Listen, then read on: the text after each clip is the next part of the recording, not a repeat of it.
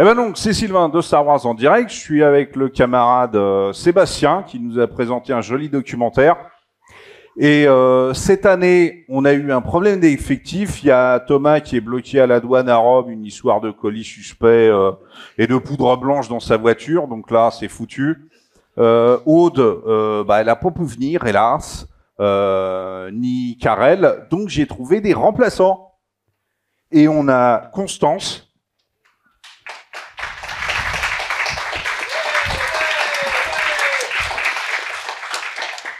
Et JB, qui est... Hein? Eh ben, ils font aussi des podcasts. Constance, chez Outrider, avec l'ami Thibaut. Il est passé où? Lamentable. Ah. On parle de toi. Et donc, l'ami JB qui, avec son pote qui est là-bas, Benjamin, c'est ça? Qui a commencé un podcast il y a 3-4 ans, les séparatistes. Donc, on va attaquer les enfants. Allez, tout le monde est à table.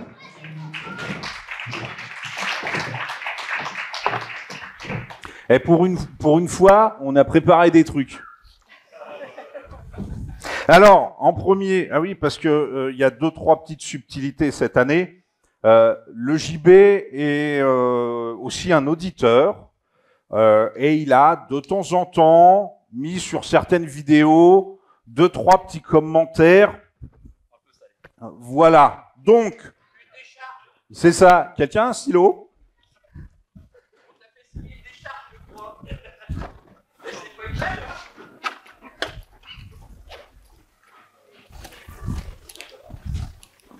C'est une petite décharge de responsabilité, mon JB.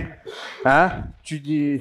Alors, Madame, Monsieur, par la présente, je sous-signé JB déclare décharger l'équipe du podcast Star Wars en direct, représentée par, Thomas, il est pas là, Sébastien et Sylvain, de toute responsabilité concernant l'enregistrement de l'émission en public du 27-0, d'aujourd'hui, quoi. Nous confirmons donc par la présence que Star Wars en direct est dégagé de toute responsabilité et que nous renonçons à toute réclamation ultérieure concernant cette émission. Veuillez agréer, machin, Tudette du signe. Je crois que j'ai pas le choix, mais... Bah oui, c'est ça. Bravo. On l'applaudit bien fort. C'est allumé, ça? Oui. Donc ça, c'est fait. Alors...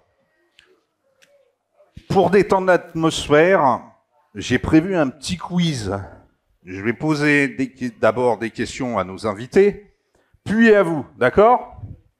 C'est pour vérifier, parce que la tendance actuelle sur les réseaux sociaux avec Constance, on s'est aperçu, c'est de savoir qui est un vrai ou un vrai fan.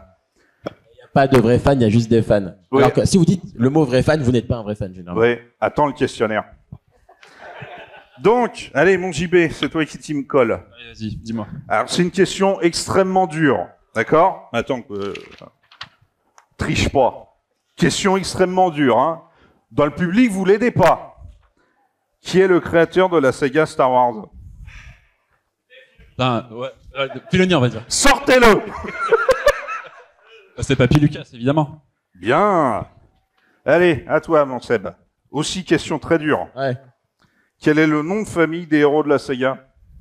Les Skywalker. Ouais. Les Starkiller à la base. C'était Starkiller à la base. C'est ça. Ça a changé parce que c'était trop violent. Pour Constance, une question très très simple et très facile. Et j'espère que tout le monde ici pourra y répondre. Hein. Quelle est la date exacte de la sortie de chaque épisode aux USA, en France et en Chine, ainsi que les résultats au box-office de la première journée de chaque épisode au dollar près? 3 582 962 yens. Oui, on va dire ça. Il y a quelqu'un qui veut jouer? Allez, petit, viens.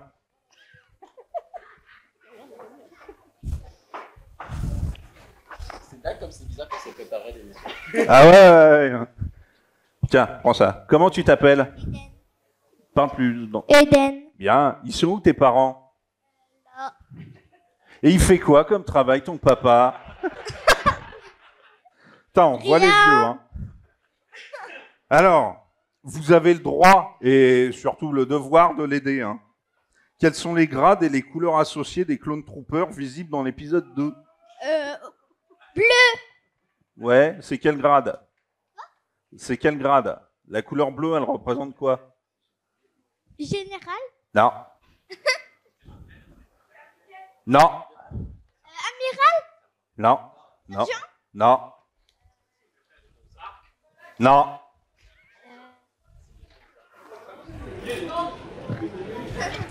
Bien. Tiens. On l'applaudit. Hein? Ouais. Allez, on attaque.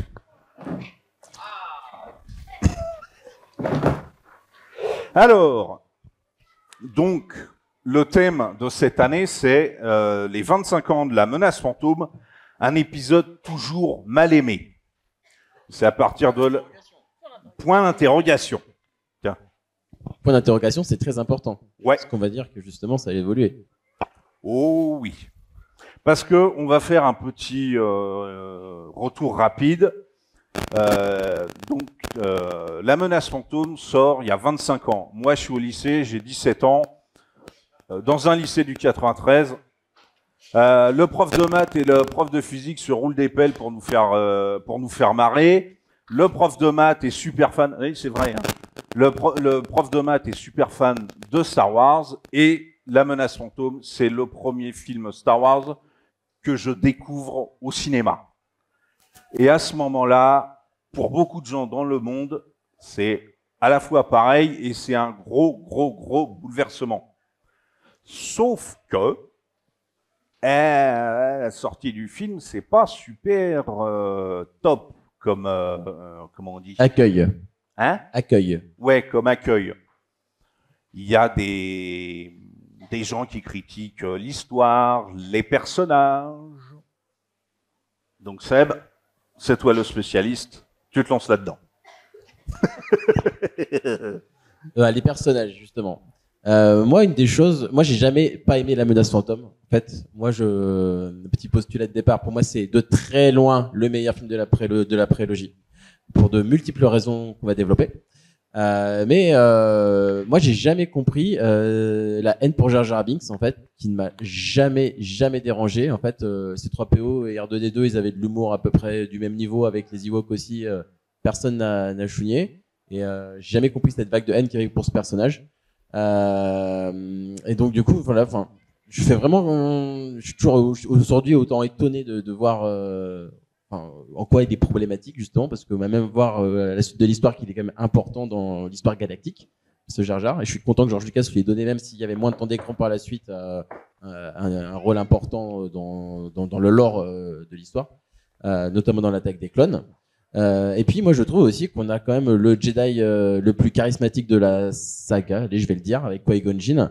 Liam Neeson, son charisme, il prend tout l'écran et tout. Enfin, c'est alors je vais pas dire Jedi gris parce que c'est pas un Jedi gris, c'est un Jedi tout court. Mais je veux dire, c'est un Jedi qui a plein de nuances, qui est pas un peu comme quelqu'un qui dirait Monsieur, la procédure, c'est la procédure. Tu vois, lui, il est pas trop comme ça. Et avoir un Jedi qui dénote un peu des autres comme ça en personnage principal du film, je trouve que c'est très intéressant.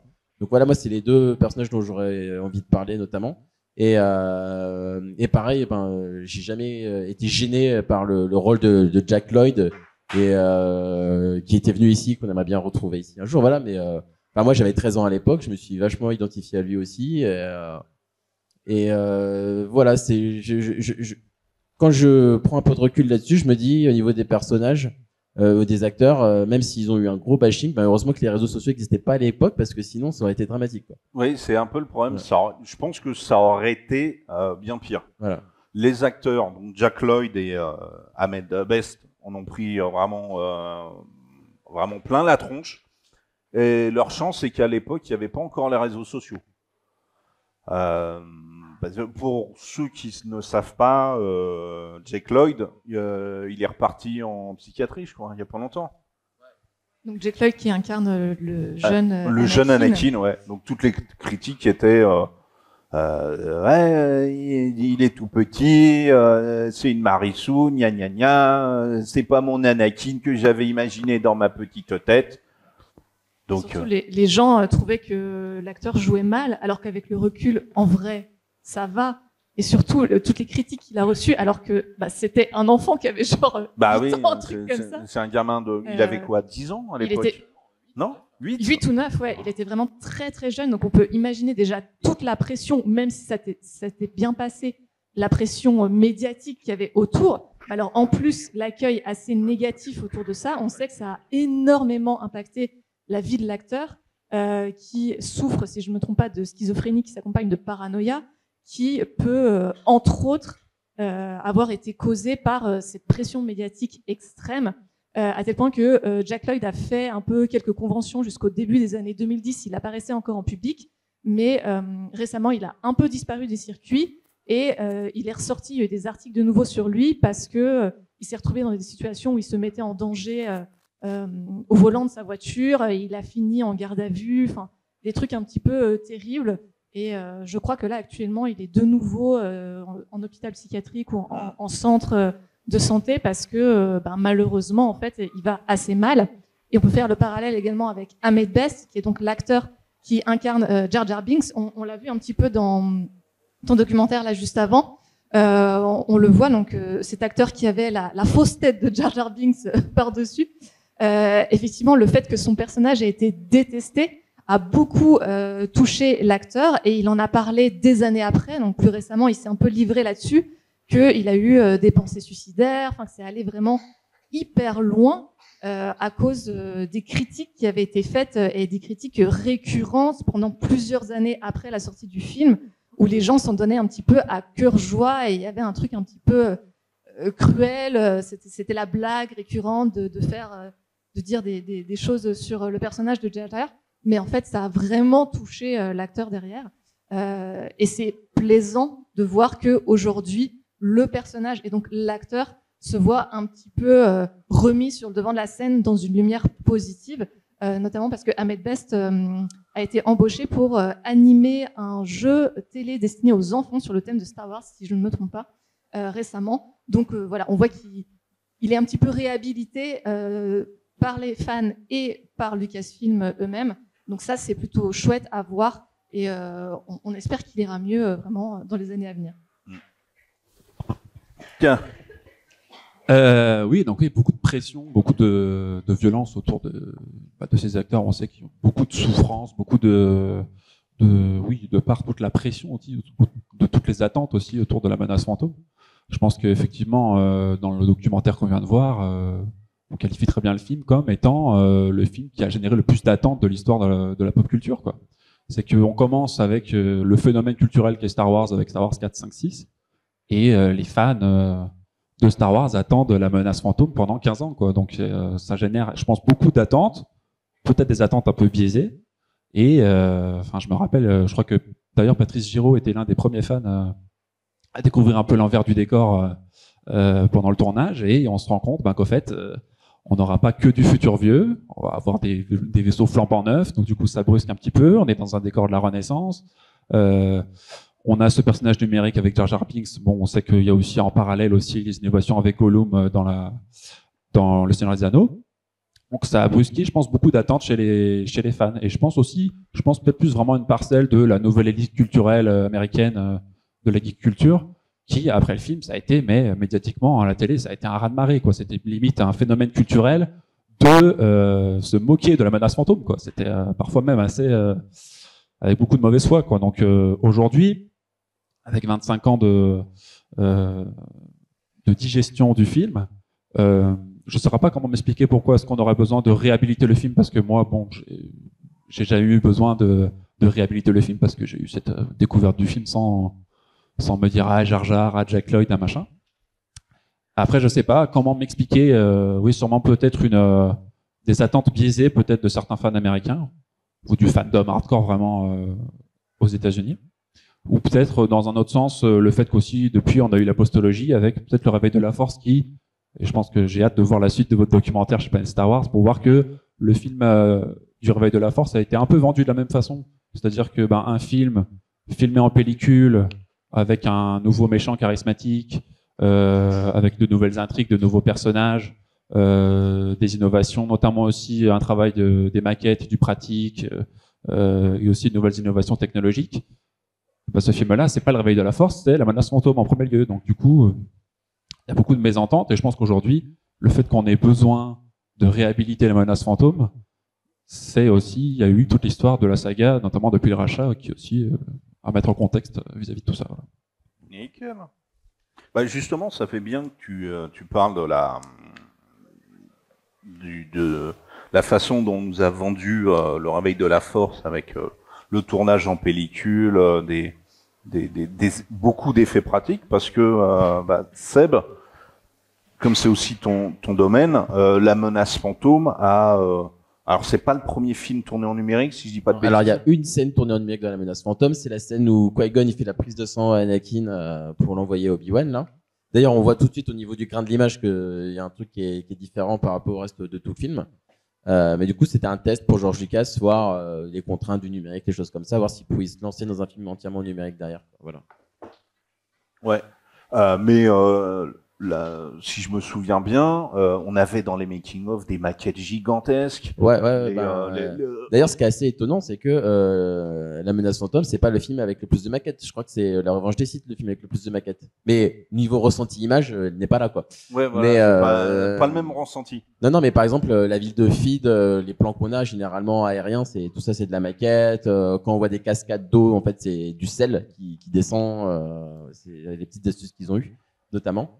Mais je crois qu'il y a plus de maquettes sur La Menace Fantôme que sur la trilogie originale, quoi, tu vois. Donc, mais ce qui est intéressant, je trouve, sur La Menace Fantôme, c'est que, alors, je parle du ressenti, parce que en réalité, c'est pas le cas. Mais pour moi, c'est le film de la prélogie qui a le meilleur ratio décor réel, image de synthèse, tu vois. Parce que, enfin, Tatooine, il y a une grande partie sur Tatooine où on a du décor réel. Naboo, toutes les extérieurs, ça a été tourné en Italie ou en Angleterre avec des studios. Même les décors, les appartements de Palpatine, les choses comme ça sur Coruscant, ça a été construit. Il y a juste les fenêtres qui sont sur fond vert. Et on est très loin du tout numérique de Utapao, de Geonosis, les choses comme ça qu'on a dans la suite. Donc moi, je trouve que ça a pas si mal vieilli que ça. Effectivement, par exemple, Jar Jar Binks aujourd'hui, quand on le voit, ben oui, c'est clair, on n'est pas sur du Gollum dans le Hobbit, par exemple. Je parle du Hobbit parce que c'est vraiment là, il est extraordinaire, ou enfin de ce qu'on voit aujourd'hui. Mais Jar Jar Binks, faut pas oublier que c'est le premier personnage principal numérique dans un film. Il y a déjà eu des personnages numériques avant, mais pas des personnages principaux. Le premier qui était mis en avant, voilà, le premier principal. Où il y a un marketing qui a été autour, quoi. Et on a beau dire de ce qu'on veut de George Lucas, ben c'est quelqu'un qui innove, quitte à rater. Hein. Ben là, pour le coup, pour moi, il n'a pas raté Jar Jar Binks. Hein. Pour le coup, le personnage est réussi, il fonctionne, on y croit et tout. Mais on peut pas lui enlever ça, quoi. Et La Menace Fantôme, ça fait partie de la logique de Star Wars, à savoir qu'à chaque fois, on va essayer d'innover et on va pousser le curseur encore plus loin au niveau des effets spéciaux. Et moi, j'ai eu la chance d'interviewer John Knoll, qui était superviseur aussi des effets spéciaux sur le film, et il m'avait dit, en fait, on nous demandait de faire des choses pour lesquelles les logiciels n'existaient pas. Donc, en fait, dans un premier temps, il fallait inventer la technologie. Et quand la technologie a été inventée, là, on pouvait s'y mettre. Ça revient à ce qu'ils ont fait pour la première trilogie. Ouais, c'est un peu ça. Voilà. Ils ont réinventé les effets spéciaux. Voilà, c'est ça. Et ils ont repoussé le curseur pour l'attaque des clones et la revanche des Sith. Cette fois-ci, côté numérique, tout tourné en numérique. Voilà. Même si pour moi, le résultat n'est pas une franche réussite. Mais au moins, il y a cette volonté d'innover, quoi. Et ça, on peut pas l'enlever à George Lucas. D'accord. Et les costumes, Constance? Oui, c'est moi, la spécialiste costume. Non, je pense que on est tous d'accord pour dire que ces costumes ont marqué l'histoire de la saga, l'histoire du cinéma et on va le voir même l'histoire de la mode. Alors elle est partie, mais tout à l'heure il y avait une petite reine Amidala qui était au premier rang et vous avez peut-être croisé certains costumes dehors de ce premier épisode, mais je pense que personnellement, c'est ce qui m'a donné cet amour du costume et ce qui fait qu'aujourd'hui, je fais du cosplay. Mais j'ai été vraiment marquée par ces costumes, en particulier ceux de la reine Amidala, qui sont très riches, très variés, qui répondent justement à ces décors italiens de palais et qui s'adaptent très bien. Alors, je vais vous donner le nom de la costumière qui s'appelle donc Trisha Bigger, qui est une Anglaise, si je ne me trompe pas, qui avait d'abord bossé sur la série Indiana Jones. Et c'est comme ça qu'elle a été amenée à travailler avec George Lucas pour cet épisode 1. Alors, bien sûr, c'est elle qui dirigeait le département costume, mais elle était loin d'être toute seule. Il y avait environ une 60aine de personnes qui ont bossé sur les costumes. Les chiffres varient un peu, mais ils ont eu entre 6 mois et 1 an, on va dire, pour faire tous les costumes de cet épisode 1, sachant qu'il y en avait un paquet, parce que la moindre créature, le moindre figurant qu'on voit, il faut l'habiller de la tête aux pieds. Et elle est vraiment repartie de zéro. Faut pas oublier qu'à cette époque-là, par exemple, tout le dress code des Jedi, il n'avait pas été si développé que ça dans la trilogie originale. Donc voilà, il fallait comment s'habillent les gens du temple Jedi, comment s'habille forcément Amidala et toute sa cour, comment s'habillent les séparatistes. Vraiment, les politiques qu'on croise aussi, les tous sénateurs. Les politiques, tout le monde. Enfin, il fallait vraiment habiller tout le monde. Et donc, elle a choisi des inspirations très différentes, notamment toute la garde-robe d'Amidala est très inspirée par des costumes asiatiques, que ce soit des costumes impériaux chinois, des accessoires japonais. Cette costumière, il y a aussi un truc très intéressant, très énervant pour les cosplayers, mais c'est qu'il utilise beaucoup d'accessoires, de tissus vintage qu'elle trouve dans des friperies. Il y a des perles sur une des coiffes d'Amidala, ça vient d'une robe de soirée des années 1910 qu'elle a trouvée dans un magasin de seconde main et qu'elle a soigneusement rebrodée. Il y a des dentelles anciennes, enfin, il y a des choses en fait qui font de ces costumes des pièces totalement uniques, vraiment qui sont littéralement irreproductibles et qui sont des œuvres d'art littéralement. À tel point que le magazine de mode Vogue a commandé tout un shooting avec le photographe Irving Penn, qui, pour ceux qui ne connaissent pas, c'est un des plus grands photographes de mode au monde du XXe siècle, qui a fait ce shooting photo dans Vogue. Aujourd'hui, sur Internet, vous pouvez encore retrouver ces photos-là, des costumes de la reine Amidala, et qui donc les a inscrits dans l'histoire de la mode, en plus de les inscrire dans l'histoire du cinéma. Et c'est quelque chose qu'on retrouve aujourd'hui sur d'autres films. Il n'y a pas vraiment d'exemple en fait de ça. Non, je savais pas que il y avait été à ce point-là jusqu'à dans Vogue.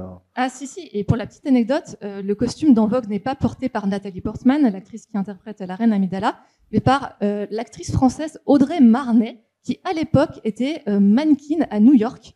Et qui, donc c'est une Française qui porte ces costumes-là dans le shooting de Vogue. Et donc forcément ces costumes ont marqué toute une génération, je pense, de petites filles. Moi, à la sortie du film, j'avais 7 ans. Et encore aujourd'hui, que ce soit dans les Star Wars célébrations, mais dans n'importe quelle convention, les Comic-Con, etc., on croise beaucoup de costumes de cet épisode 1. Je pense notamment à l'immense robe rouge avec les lumières qui s'allument dedans, la coiffe très très lourde.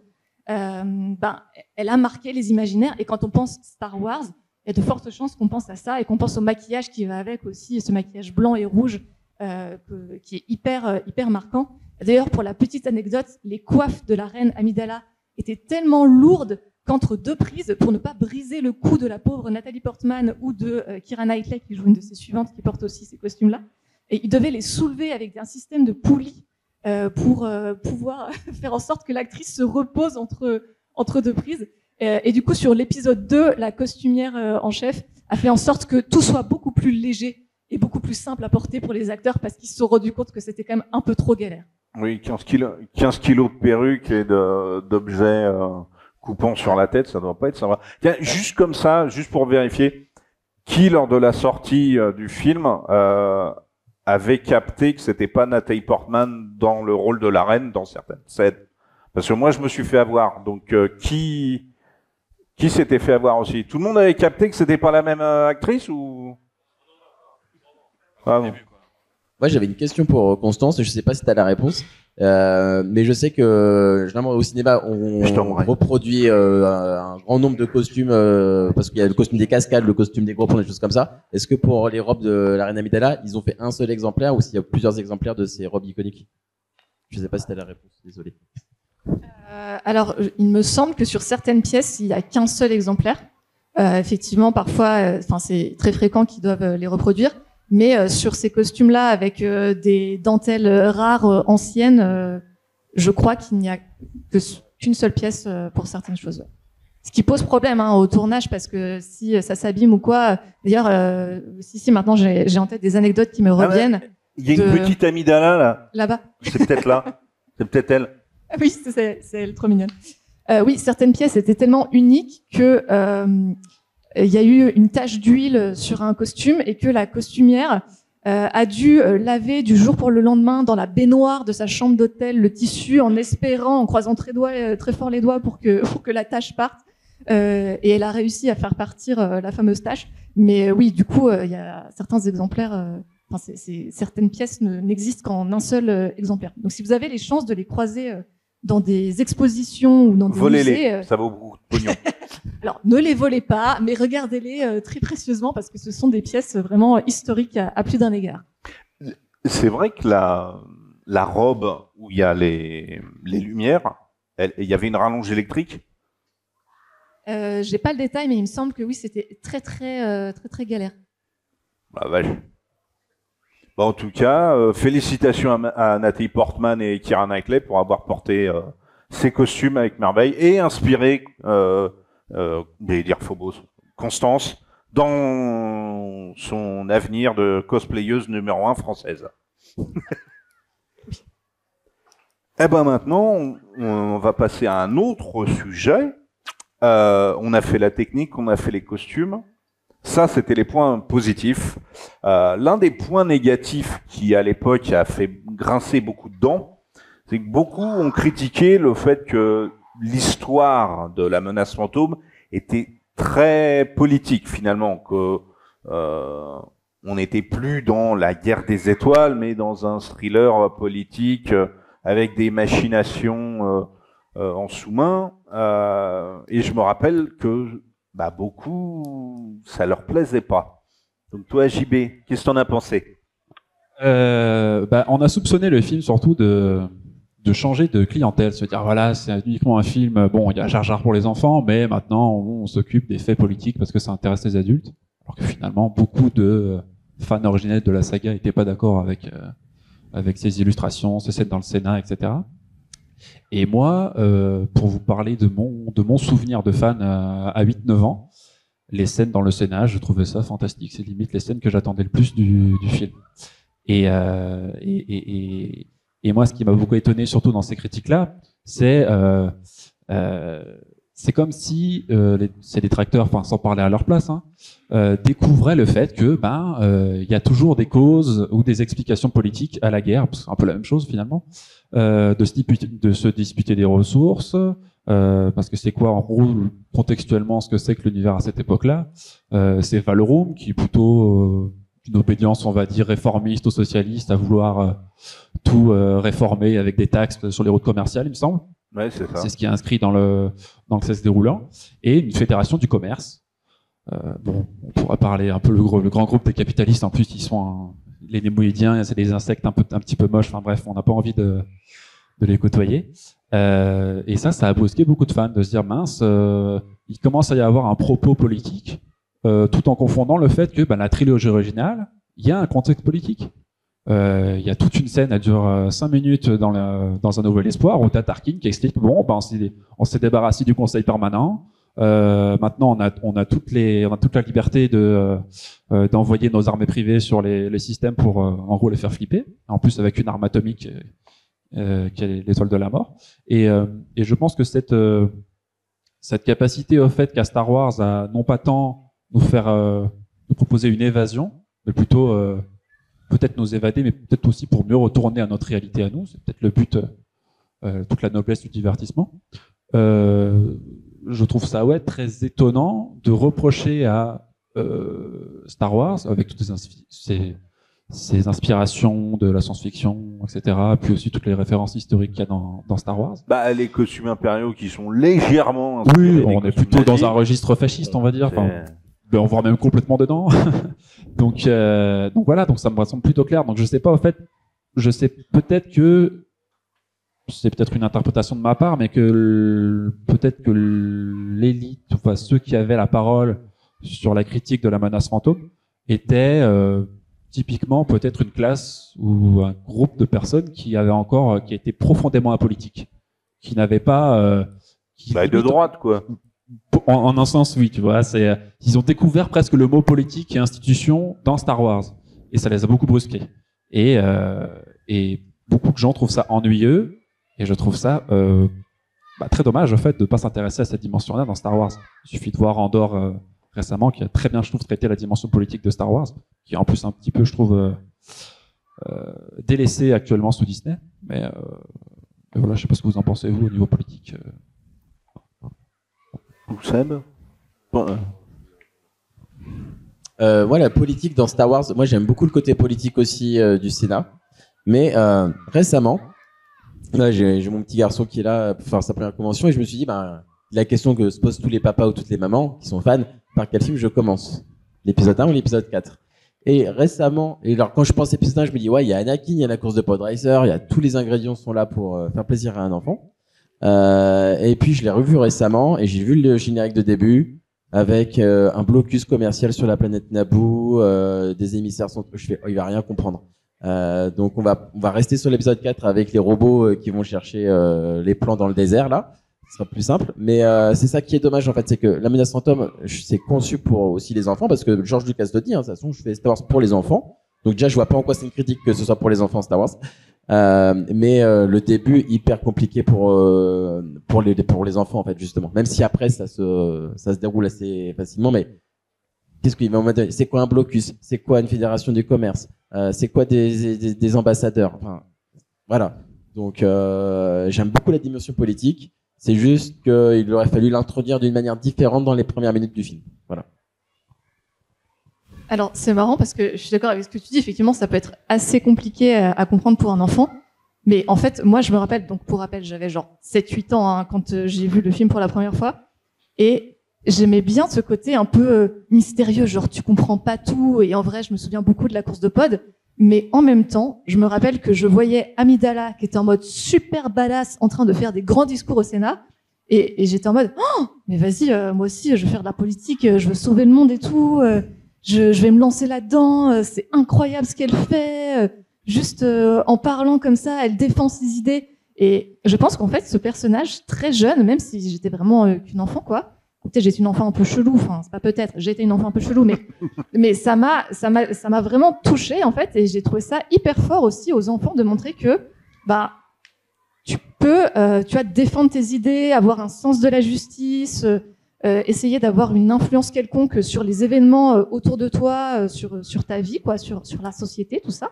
Je trouvais ça hyper fort, et je pense que ça peut être intéressant aussi de montrer aux enfants, même si ils comprennent peut-être pas tous les détails de c'est quoi un blocus concrètement, tu vois. Je trouve que ça apporte aussi une dimension un petit peu différente de juste la course de pod ou les petits droïdes rigolos, quoi. Moi de mon côté, au-delà de la course de pod, c'est vrai que tout le côté politique, le côté thriller des magouilles, c'est l'une de mes parties préférées finalement de la menace fantôme. Et encore une fois, pour l'anecdote, ce n'est qu'après le film que j'ai percuté que le sénateur Palpatine, c'était Sidious, et en lisant son nom au générique que j'ai capté ça.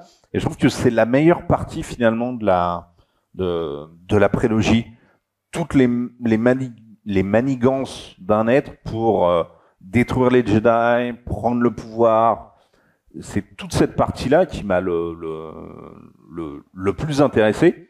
C'est vrai qu'à l'époque, même si j'étais pas spécialement le plus futé ou le plus politisé de la bande, je comprenais pas ces critiques il n'y a pas assez d'action, c'est trop politique, il y a trop de discours. J'ai toujours trouvé ça bizarre. Donc voilà. Alors, qu'est-ce qu'on a d'autre ? Ouais. Je crois que si je dis pas de bêtises, je crois que la menace fantôme a le script le plus court. C'est-à-dire que je crois que c'est l'épisode où il y a le moins de parlotte. C'est plus court ? Je crois que Je crois que c'est ça. Comment ça, tu sais je crois que c'est pas. Oh là là. Il y a quelqu'un qui sait si la menace fantôme était épisode le plus court ou pas? En termes de script, hein, Mais je trouve ça pas anodin en fait qu'on se plaigne dans un film aussi où on a peut-être la scène sur le plan formel la plus folle de la saga. Pour moi, la course de potes, c'est Ben Burt, ne serait-ce que pour les oreilles, c'est juste un plaisir incroyable quoi. La course de potes aujourd'hui, quand on va au cinéma, on voit rarement ce genre de scène quoi. En plus, je crois qu'elle doit durer à peu près, je sais pas, 9-10 minutes. Ouais, quelle version aussi, parce qu'il y a l'intro aussi dans la version longue. Dans la version coupée, et puis sans musique, donc il y a du neuf quoi. Il y a une force je trouve aussi dans cette course de potes qui est aussi à mettre sur la table quand on dit c'est bon, on en a assez de la politique dans Star Wars quoi. Moi je t'envoie un gros pot dresseur dans la face et puis voilà quoi. Je crois qu'on avait commencé déjà à parler de ce thème-là, mais on a aussi eu des acteurs qui ont été mal aimés, on va dire ça comme ça, donc Ahmed Best et Jake Lloyd, et qui sont, depuis quelques années, de nouveau adulés, soit via leur retour dans des émissions ou dans des séries Star Wars. Et vous, les copains, vous les avez pris comment à cette époque-là, ces rôles? Moi, j'étais enfant, j'avais 13 ans, donc moi, je voyais du Star Wars, certes très différent à l'époque, mais en fait, j'avais un enfant de 13 ans, j'avais du nouveau Star Wars, j'étais super content, quoi, tu vois. Donc, tous les nouveaux personnages, je les ai super bien accueillis. Je me suis juste dit, Dark Maul, il a fait. J'aurais bien aimé en avoir plus, ne serait-ce que pour développer un peu plus le personnage. Mais voilà, moi, j'ai bien accueilli tout ça. Et je pense que là, tu parles ah bah tiens, il y a Qui-Gon Jinn nous a rejoint.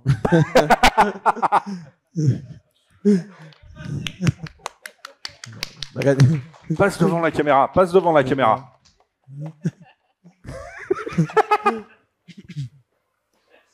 La fameuse saut où Liam Neeson a perdu sa barbe dans la tempête et qu'il a fallu une demi-journée pour la retrouver d'ailleurs. Oui, moi je pense que il y a beaucoup de gens qui ont fait un refus un peu de ces nouveaux personnages à l'époque, et maintenant pourquoi aujourd'hui ça revient sur le devant de la scène. Je pense que Star Wars c'est une question de génération, et attention, j'aime pas me faire que des copains, désolé, mais je pense que il y a certaines personnes qui sont un peu trop dans le c'était mieux avant, donc il y a la génération qui a connu la trilogie originale étant enfant, là ils s'y reconnaissent pas du tout, du coup je pense que c'est cette génération là qui a surtout mis ses distances avec la prélogie. Mais les enfants qui ont découvert Star Wars avec ces films-là, aujourd'hui, c'est les premiers à les adorer, les choses comme ça et tout.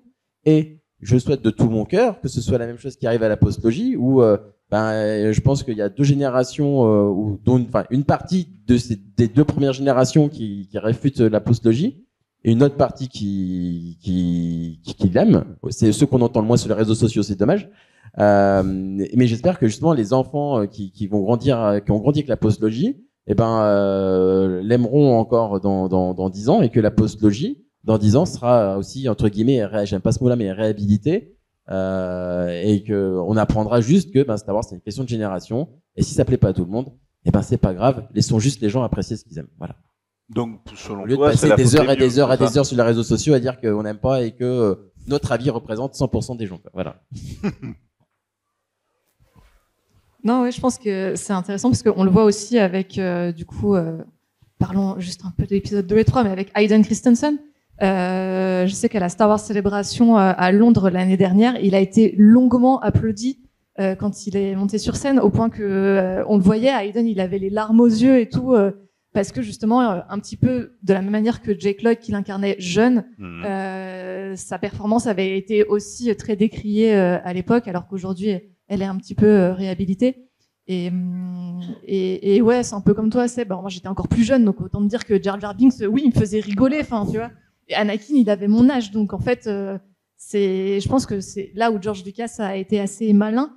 Ça disait un petit peu dans le documentaire, il essayait de faire venir des nouvelles personnes. Ouais, quand t'as 8 ans et que tu vois un petit gamin qui a 8 ans et qui découvre la galaxie, en fait, parce que il a un petit peu le même trajet qu'un nouveau fan. ce petit Anakin qui découvre les Jedi, rejoint les Jedi, arrive sur Coruscant, découvre toute la richesse de la galaxie au-delà de Tatooine, bah forcément, on s'identifie à lui. Et c'est pour ça que même si le jeu est pas parfait, même si les dialogues sont parfois un peu faux ou quoi, en fait, on s'en fiche parce que émotionnellement, ça résonne avec nous, avec notre vécu d'enfant, notre vécu de nouveaux spectateurs, de nouveaux fans. Et c'est ça, je pense, qui fait qu'aujourd'hui, bah, une fois qu'on a grandi, ouais, en fait, on a envie de défendre ce film, ce personnage. Comment tu l'expliques ça, justement, le fait que y ait beaucoup de critiques sur ces acteurs, mais que bah, dès qu'on les voit en vrai, dans les conventions ou autres, bah, ils soient applaudis, soient adulés, ils soient respectés. Non, je pense qu'il y a aussi un peu une réhumanisation de ces acteurs, parce que voilà, à l'époque où c'est sorti, bah, il y avait cette couverture presse, les médias, etc., qui créaient, je pense, une distance avec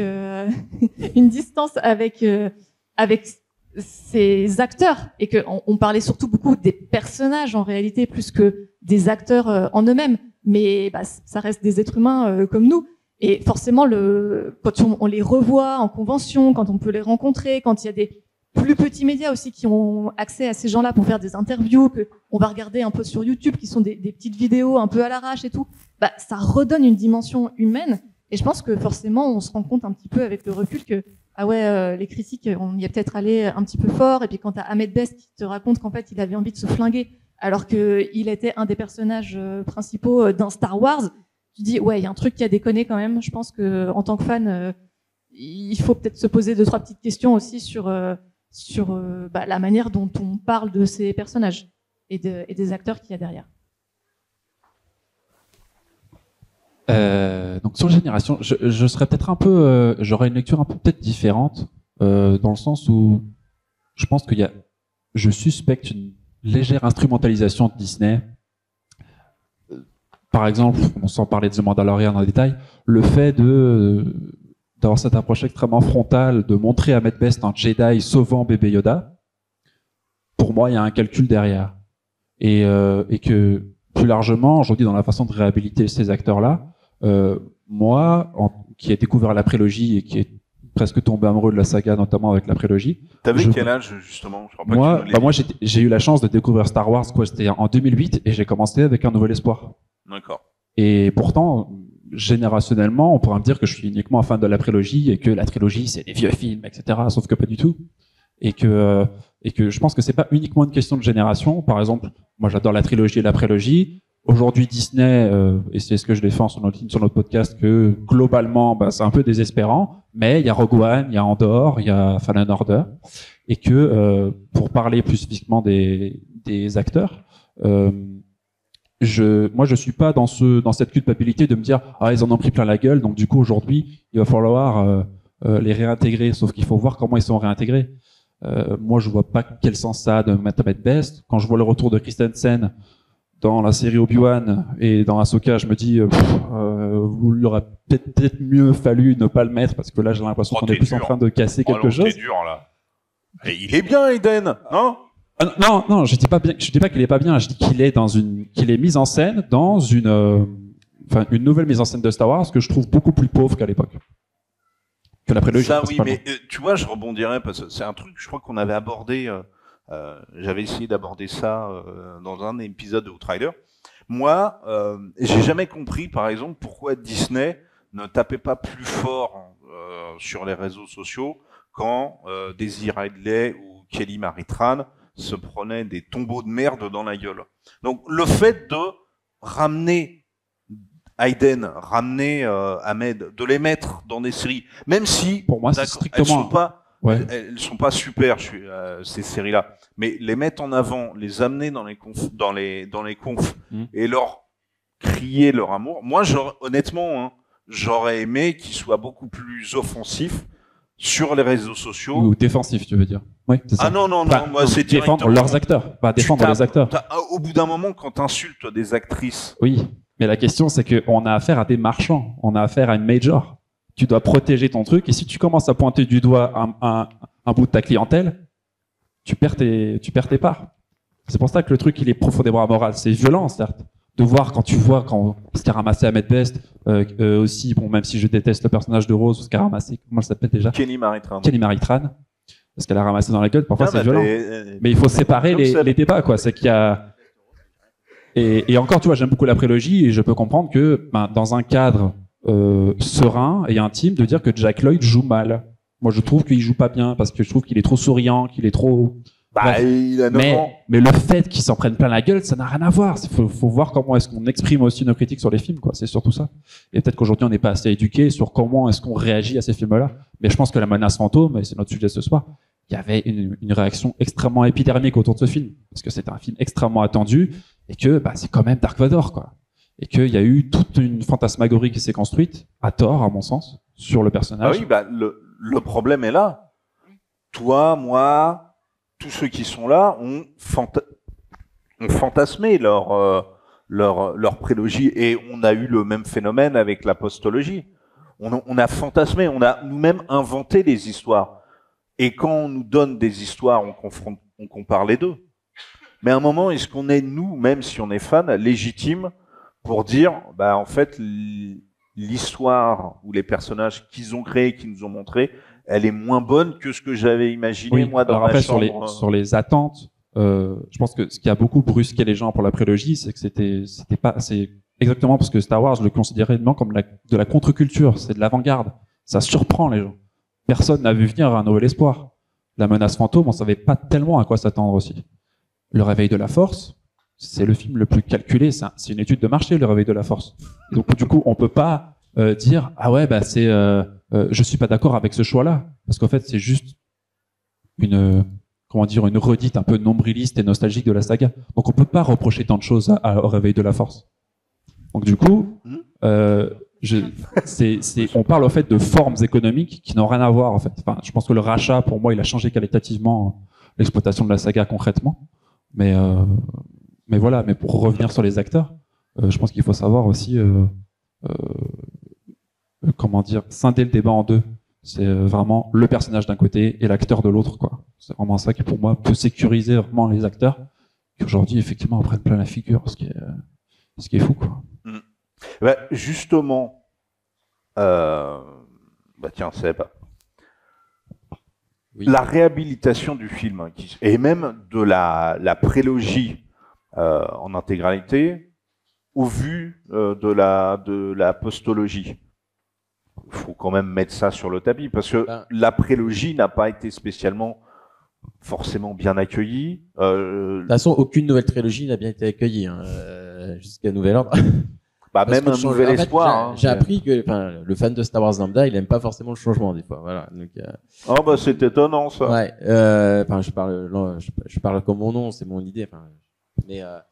Donc ce que je veux dire, c'est que en fait, quoi qu'il arrive, de toute façon, quand on a une absence de film pendant X durée, forcément, on se fait beaucoup. On en parlait tout à l'heure, beaucoup d'attentes. Et plus t'as d'attentes, plus t'as de chances d'être déçu. Voilà, c'est logique, je pense.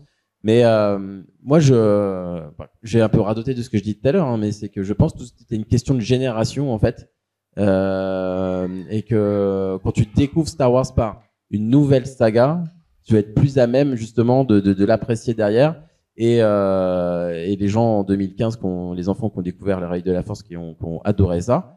Et ben justement, je pense que d'ici, quand ils seront plus grands, qui s'exprimeront sur les réseaux sociaux, si ça existe toujours d'ici là, on sait pas. Enfin bref,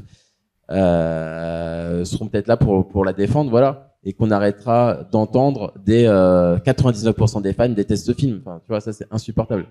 Déjà, je sais pas où ils vont chercher leur sac. C'est ce que je dis à ces gens-là. Dans le public, il y a des gens qui aiment La menace fantôme. Voilà. Ah oui, c'est le meilleur film de la prélogie, on vient de le dire. Ah c'est bon. Et il y a des gens qui n'aiment pas La menace fantôme. Dehors. C'est pas grave. Non, mais on peut pas tout mettre dans un film, de toute façon. C'est impossible de tout mettre dans un film. Et moi, je crois pas qu'il y a un seul film Star Wars qui me plaise à 100%. Voilà. Et puis c'est pas grave. Mais par contre, je suis pas d'accord sur le fait que quand on compare la prélogie et la postlogie, de dire que c'est des études de marché l'un et pas l'autre, parce que j'adore George Lucas, y a pas de problème avec ça, mais ben c'est quand même le mec qui a inventé le capitalisme au niveau des produits dérivés, des choses comme ça et tout. Et quand j'entends dire que Disney ils font ça que pour les produits dérivés, ben ouais, en fait c'est George Lucas qui l'a inventé ce truc. Et l'épisode 1, on pourrait dire que c'est aussi une étude de marché en mode je mets Jar Jar parce que ça va plaire aux enfants. Surtout moi, je le vois plus sur l'épisode 3 avec le général Grievous qui pour moi est un personnage totalement inutile si on n'avait pas tué Dooku au début. Calme-toi toi. Hein voilà, c'est moi le général Grievous, tu vois par exemple c'est George Lucas qui dit ah ouais on va faire un méchant et puis il aura 4 sabres et tout. Donc du coup on va faire plein de figurines là-dessus machin. Enfin pour moi l'étude de marché a déjà commencé avec la prélogie dans ce cas-là. Mais après il faut pas oublier que le cinéma et notamment le cinéma de blockbuster, ben désolé c'est fait pour faire de l'argent à la base. Sinon ça ne se fait pas. Et là c'est pas que l'amour de l'art. C'est malheureux à dire mais même George Lucas était dans cet état d'esprit-là. L'argent c'est un peu le nerf de la guerre pour créer des choses. Donc voilà, moi je trouve que l'étude de marché on n'a pas attendu l'épisode 7 pour la faire. Et là, je vais encore pas me faire forcément des amis, mais pour moi, l'épisode 7, c'est un film fait avec le cœur par un vrai fan. Et je l'assume à 100%, voilà. Même si derrière, il y a une grosse entreprise. Mais voilà, c'est dit. Je te laisse la parole, Phobos. Que rajouter après ça non, oui, mais je pense que la réhabilitation de la prélogie a commençait déjà à se faire un petit peu avant la sortie de la postlogie, notamment parce qu'il y a quand même eu une période où en fait on n'était pas sûr qu'on aurait d'autres films Star Wars. Il faut se rappeler de ça, et que en fait, je pense en tant que fan, on commençait un peu à se dire bon en fait peut-être ces films ils étaient pas si mauvais quoi, c'était peut-être pas si mal comparé au reste de la prod culturelle aussi de l'époque qui ont suivi. En fait, ça reste des films hyper marquants. J'ai notamment en tête dès 2012, quand Jack Lloyd justement faisait encore des conventions. On voyait déjà qu'il était déjà un peu réhabilité, qu'il y avait des aspects du film. En fait, on se disait ah bah ouais, c'était quand même pas si mal, tu vois. Et je pense que déjà avant la postlogie, il y a eu quand même un peu un changement d'avis, et que effectivement, pour certaines personnes, la postlogie a fini par ancrer cette réhabilitation complète de la prélogie. Allez, à ton tour. Par où commencer comment dire je dirais que il y a encore quand même, je pense, certaines nuances, mais je vais pas insister dessus parce que c'est pas tant notre sujet du jour, mais je pense qu'il y a quand même une énorme nuance à avoir entre ce que Lucas instaurait. Il a grugé le système, c'est en ça que Star Wars est une contre-culture, c'est qu'il a pris le marché comme moyen pour arriver à ses fins artistiques. Aujourd'hui, c'est l'inverse. On retourne les choses. Disney prend Star Wars comme moyen pour arriver à ses fins commerciales. Aujourd'hui, Star Wars est un capital avant tout. C'est nous ce qu'on ressent dans la forme même des films. Aujourd'hui, je sais pas, je prends n'importe quelle scène, par exemple, de Star Wars 8. Brian Johnson, par exemple, je sais pas si vous vous souvenez de cette scène où il filme un vaisseau. Attends. Déjà, pour que tu saches bien, l'épisode 8, c'est l'un de mes préférés. D'accord. Okay. Donc, vas-y. Continue ce que tu dis. Vas-y, continue. Où il filme un vaisseau, et puis en fait, il s'avère que c'est un fer à repasser. Voilà. Et c'est une transition. Vous mettez cette scène-là de transition, vous la mettez dans la prélogie. Lucas, il se fait étriper sur la place publique. Parce qu'aujourd'hui, je pense qu'il y a un rapport aussi à la pop culture, un rapport à la culture, enfin, à la culture de masse plutôt, où aujourd'hui, moi, je constate, notamment dans ce besoin de réhabiliter La Menace Fantôme, parce que c'est un film qui est inimitable, de banaliser Star Wars. Aujourd'hui, Star Wars est complètement banal. Star Wars 7, c'est Jurassic World. C'est peut-être, dans une certaine optique, aussi les Alien Covenant, les The Hobbit. C'est une crise, au fait, de Hollywood qui ne sait plus se renouveler et qui ne veut que capitaliser sur des acquis. Et qui peine, enfin je dis pas que c'est globalement uniquement le cas, et qui peine à essayer d'avancer, de se subvertir, d'être plus créatif. Et c'est possible, hein, on l'a vu avec Rogue One, on l'a vu avec Andor, avec d'autres choses. Mais à mon sens, pour moi, il y a quand même une nuance à avoir entre, structurellement, même matériellement, on avait une structure indépendante à l'époque, et elle a été rachetée par un capitaliste. Voilà. Ouais. Oh. Je suis pas d'accord avec toi. Mais bon, on va quasiment attaquer la dernière partie. Qu'est-ce qui reste en 2024 de La Menace Fantôme? parce que là, il y a des marathons qui vont se faire bientôt, il y a des rediffusions dans tous les sens. Qu'est-ce qui reste 25 ans après? Qu'est-ce qui reste pour nous et pour vous 25 ans après de la menace fantôme?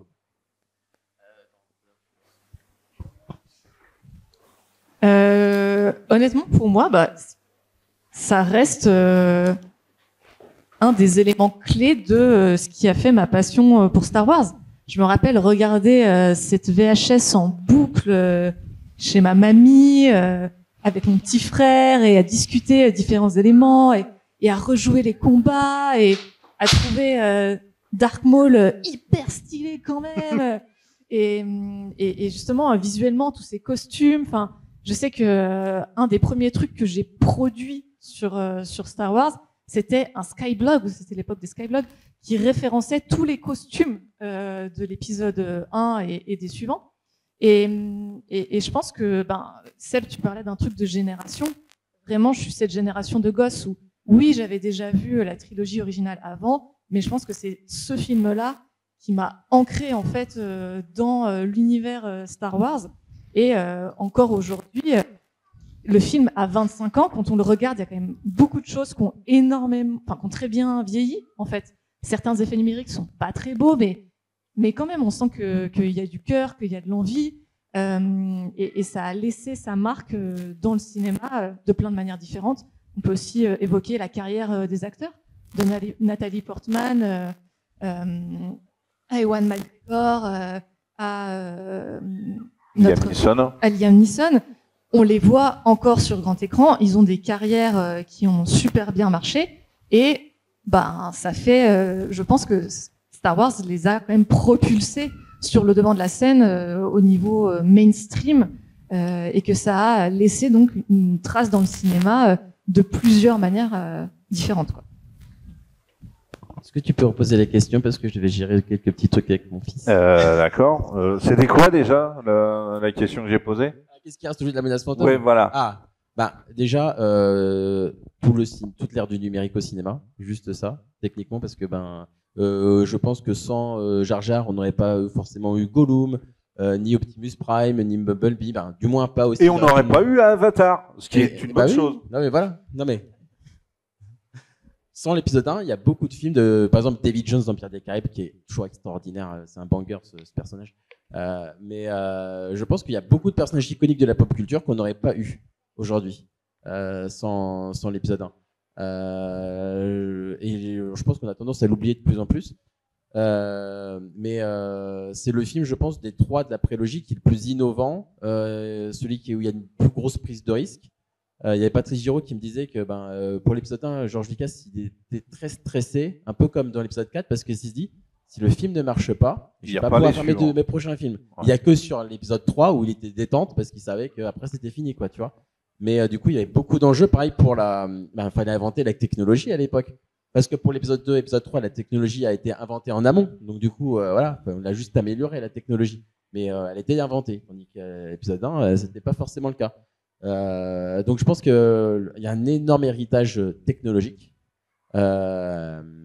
Et après, au niveau plus pop culture, choses comme ça, on va rester plus dans l'ordre de Disney. Mais je veux dire que maintenant que la prélogie a été entre guillemets réhabilitée, ça nous permet de revoir un peu moi quand je vois Hayden Christensen dans Ahsoka, je crie pas du tout c'est génial et tout, parce que moi ma génération entre guillemets c'était la trilogie originale. Donc moi j'étais comme un fou quand je revois Han Solo dire Chewie on est à la maison. J'ai jamais eu autant d'émotions de ma vie à une convention quand j'ai vu ça à la Célébration. Mais j'imagine que les gens plus jeunes qui ont découvert Star Wars avec Hayden Christensen, qui l'ont revu dans Ahsoka en fantôme et tout, ils devaient peut-être être dans le même état que moi, même si moi je n'étais pas du tout dans cet état-là, mais j'imagine l'état dans lequel certains pouvaient être, tu vois. Et de revoir pareil Qui-Gon Jinn à la fin d'Obi-Wan, même si on savait pas inutile, non, je sais pas, parce que comment ça fait le lien avec ce que dit Yoda, quoi, mais vite fait, mais c'est juste que la perruque est beaucoup trop longue et le costume est mis à la va-vite. Ouais, ça fait cher l'easter egg en fait. Ouais, voilà, c'est ça. Mais voilà, et en fait, je pense qu'aujourd'hui, du coup, si ça permet à une tranche des fans de revoir leur héros revenir et d'avoir des petits ascenseurs émotionnels, tant mieux, quoi, voilà. Alors attention, t'as un gage. Je parle pas de Star Wars. C'est ça, tu parles pas de la postologie, d'accord? Allez. Alors, le réveil de la force. L'héritage de la poste. Comment dire? La menace fantôme. Enfin, moi, en un sens, aujourd'hui, on peut parler de réhabilitation. Alors, je le vois pas aujourd'hui dans ce qu'on voit aujourd'hui dans les nouvelles itérations de la saga, que ce soit dans les séries ou dans les films. Enfin, je vois pas en fait un retour à la prélogie, un retour, je dirais, vraiment sincère, dans un sens où, par exemple, la série Obi-Wan Kenobi, pour moi, annule la revanche des Sith. Ou, en un sens, c'est, en gros, on annule dramatiquement la revanche des Sith. On rejoue la revanche des Sith pour l'atténuer. Pour moi, c'est ça l'Obi-Wan. Le réveil de la Force, c'est un peu, on va rejouer, on va vous faire semblant de faire un Star Wars 4 alors que, en fait, on prend les autres Star Wars. Hein. Non, mais je parle d'héritage, là. C'est la question, c'est quel est l'héritage de la menace fantôme? Et pour moi, aujourd'hui, il peut pas être totalement reconnu parce que je pense qu'on n'a pas encore compris la révolution qu'a provoqué ce film, quoi. Bon, après, on a eu l'attaque des clones où Lucas a créé, je crois, avec Sony, les premières caméras numériques. Voilà. Et pour être taquin, sans la menace fantôme, eh ben, on n'a pas la postologie. Donc, on peut s'en contenter. Il y aurait plus de Star Wars sans la menace fantôme aussi. Je veux juste rajouter qu'aussi, avant l'épisode 1, est-ce qu'on a eu beaucoup de préquels au cinéma? Je pense pas.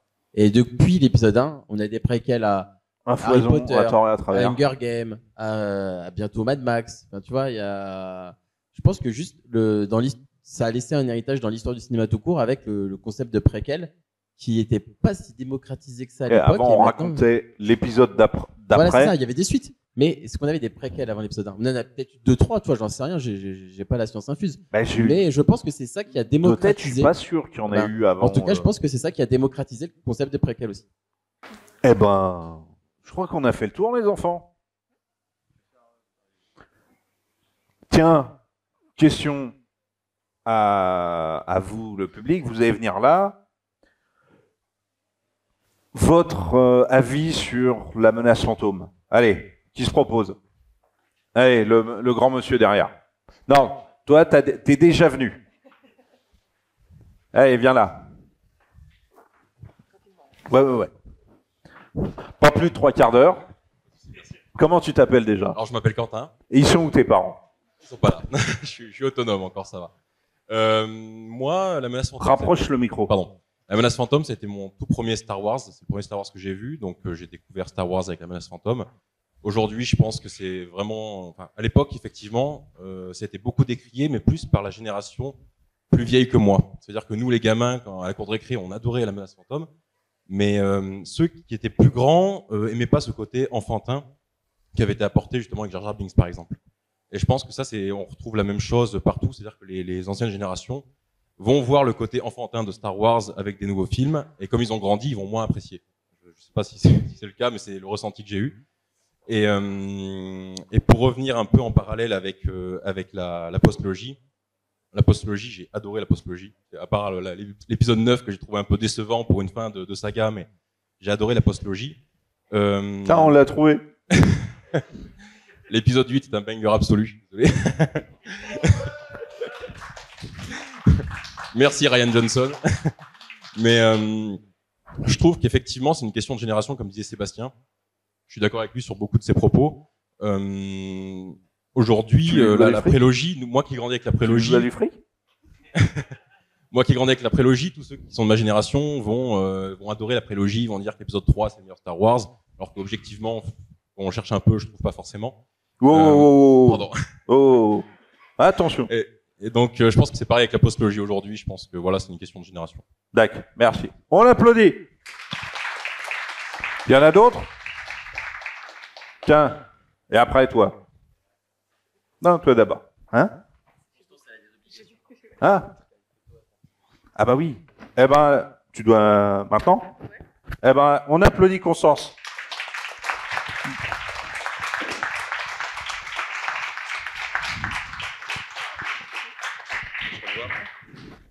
On se retrouve après. Alors, comment tu t'appelles? Bonjour, je m'appelle Loïc. Ouais, attends, viens ici. Alors, pour ma part, la menace fantôme, c'est pareil que dans le même genre que Quentin.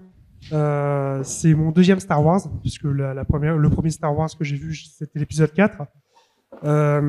Et quand j'ai découvert Star Wars la menace fantôme, franchement, ça a été un boom, parce que j'étais gamin, je suis né en 95, et en 99, j'étais trop petit pour aller le voir au cinéma.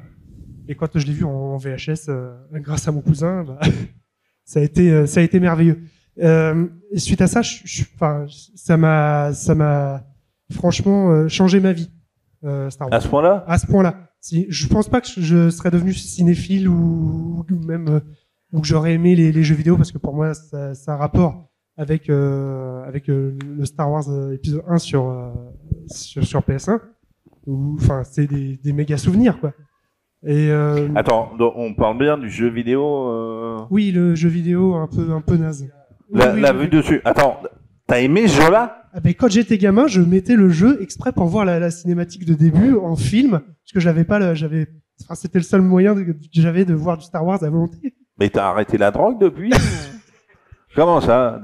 C'est pas possible. Mais la balade dans Tatooine, où il faut faire un petit peu de l'objet trouvé, ou trouver des gens, etc. Dans Tatooine, enfin c'est Mos Eisley ou Mos Espa, Mos Espa. Franchement, et les personnages doublés en français, c'est merveilleux. Quand tu bouscules un personnage, arrête de pousser, c'est génial. Voilà. Et si je peux dire un mot sur la postlogie. Non. C'est à cause de lui. On en a trop eu. Allez, on l'applaudit. Quelqu'un d'autre? Il est où l'autre gars qui voulait venir? Allez, viens. Merci bien. Alors, ce n'est pas mon préféré de la prélogie. Je préfère de très loin les suites, tout particulièrement mention spéciale à La Revanche des Sith, exceptionnel, le meilleur épisode d'ailleurs. Mais oui, mais effectivement, je lui reconnais énormément de qualité. C'est lui, finalement, qui a ramené Star Wars sur le devant de la scène à l'époque. Après 15 longues années d'absence, ce fut quelque chose. C'était pas rien. Et effectivement, depuis le rachat Disney, c'est vrai qu'on a perdu quelque chose. On a perdu un certain savoir-faire. On peut reprocher énormément de choses à Lucas, mais on ne peut pas lui enlever son inventivité, sa volonté et sa créativité. Ça, c'est quelque chose... sa capacité à justement se renouveler et amener la saga toujours plus loin. On l'applaudit. Eh bien, messieurs, dames, c'était Star Wars en direct à QC. C'est fini.